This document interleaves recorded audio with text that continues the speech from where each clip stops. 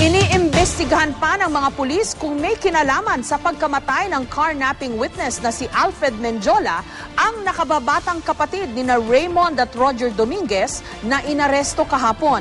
Ikwinento naman ang abogado ni Menjola na sinubukan daw suhulan ng malaking halaga noon ang kanyang kliyente para wag daw idiin si Roger Dominguez. May report si John Consulta.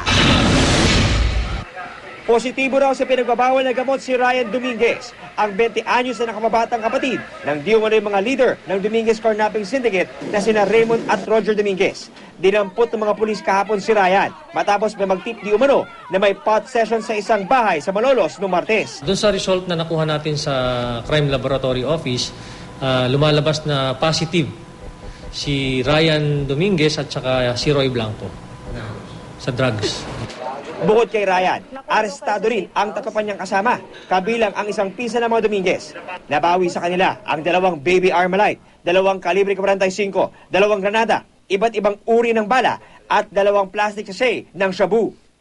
Kwento ng mga pulis, tinangka pa raw ng isa sa mga kasama ni Dominguez na bumunot ng baril, ngunit naunahan sila ng mga operatiba.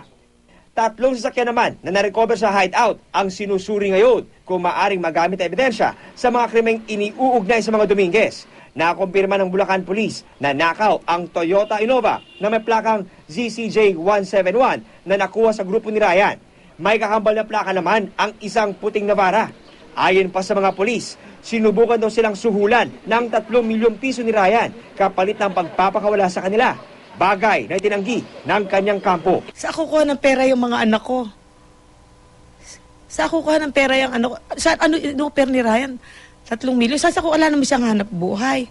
Ako lang naghahanap buhay sa amin. Pinagbibintangan lagi nila yung mga anak ko. Ang sama naman ang tingin ninyo doon sa mga anak ko. Ngayon, eto na naman. Baka susunod kami na. Ako na.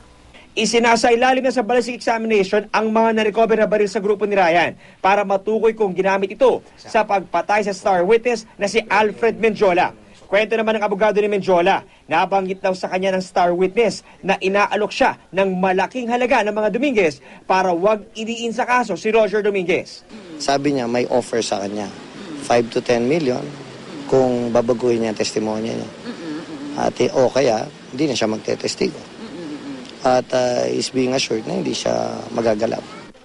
Tiwala naman daw ang abogado na hindi makakaapekto ang pagkamatay ni Menjola sa pag-usad ng kaso laban sa mga Dominguez. John Consulta, GMA News.